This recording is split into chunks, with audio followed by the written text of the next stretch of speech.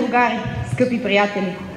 Днес повече от всякога е нужен искрен диалог за проблемите на младежкото обединение. Не можем постоянно да заравяме главата в пясъка и да се убеждаваме, че всичко е наред. Не е наред. Ние не сме щрауси, ние сме хора, ние сме социалисти. Без съмнение, проблемите и предизвикателствата пред БСП се отразяват и върху младежкото обединение, което от създаването си води тиха битка за признаване и заслужена роля в партията. От край време организацията ни е натоварена с бремето на бюрокрацията, която тихо, но сигурно го обезличава. Разработват се всевъзможни документи, които по никакъв начин не премахват препятствията, а още по-малко ни правят разпознаваеми за външния свят. Така няма как да бъдем разбрани, харесани и да бъдем последвани от младите хора. Клубовете на младежкото обединение по места едва функционират. Като инженер знам, че без здрава основа няма как да градиш висока сграда. Ако основата на една конструкция е слаба, то тя ще падне. Връзката между клубовете по места и ръководството не е достатъчно работеща. В голяма част от структурите се наблюдава намален реален състав, но списъчен такъв огромен. Кого лъжем с това, другари? Никой не лъжем, освен себе си.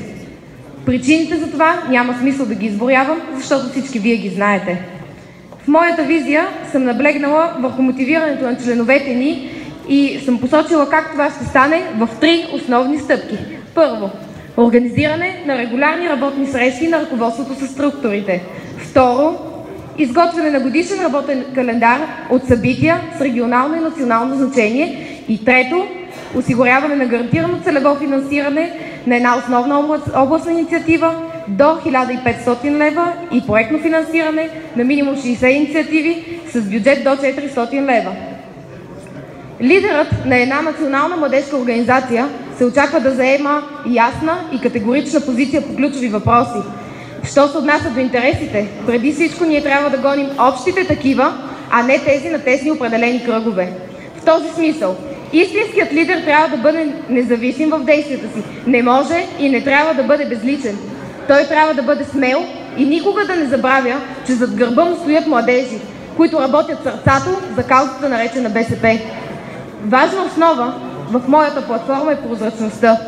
Само преди няколко дни качих на личния си профил във Фейсбук номинациите за председател на Национален съвет на младежкото обединение.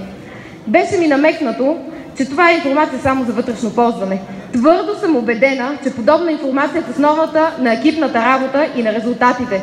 Ограничавайки я, създаваме предпоставки за манипулации и интриги, а това оставя негативно впечатление от нашите членове. През последните 2 години младежкото обединение успя да влезе в националните медии само 2 пъти. Няколко пъти изпуснахме шанса си, защото тичахме след събитията и нямахме адекватни действия в точния момент. Нашата основна задача на модерните вляво е да бъдем наистина близо до хората, до проблемите, битието и ежедневието на младите хора.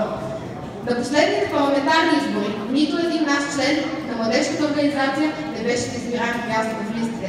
На местните избори кандидатите за кметове се брояха на пръстите на едната ръка. Общинските съветници от младежкото обединение отново на последните места в листите. Тук е отговорността на младежкия председател да бъде гарант и да отстоява нашето присъствие. От битки не се страхувам и мисля, че съм го доказала не веднъж. Последната такава беше на местните избори, когато благодарение на структурата на МОБ в Златица, която изнесе цялата кампания, нашият кандидат за кмет успя да спечели втори тур. Моята цел като председател е гарантиране на равен шанс и участие на доказалите се младежи и на избираеми места на всяко едно ниво. Младежите наистина сами ще избират своите представители в листите, а не това да става както до сега, чрез посочване на големия председател. Казаното до тук звучи много добре, нали, другари? Не сме ли го правили до сега? Отговорът ми е отчасти. А защо отчасти? Защото по света младежите, носители на лявата мисъл, събудната съвест на обществото, те първи протестират срещу несправедливостта. Те са движещата сила на промяната.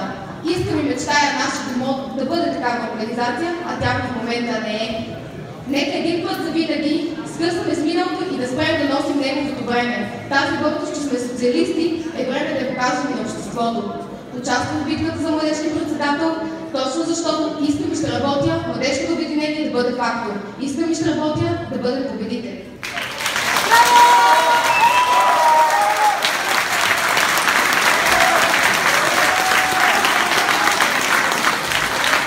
Казват, че след много години на подвижниците, вие как мислите?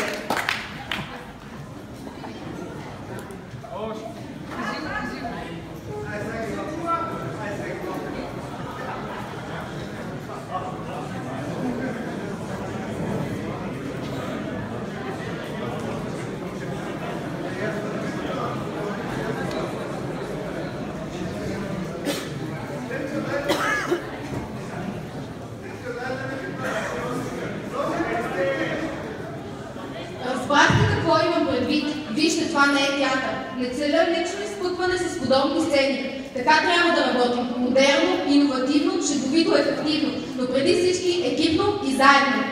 Така всички ще берем плодовете от нашия труд. Затова съм днес тук. Ставам пред вас в готовността си по този нестандартен начин да работим заедно. За жалост има още много подобни товари, повече от нас самите. Затова работейки трябва да се множим и така всеки ден. Всеки ден в името на БСП, всеки ден в името на страната ни и в името на нас самите. Както и предложих добавката към слога на конференцията от днес, така и днес ставам открито пред вас, защото сме социалисти, модерни социалисти, да вървим напред.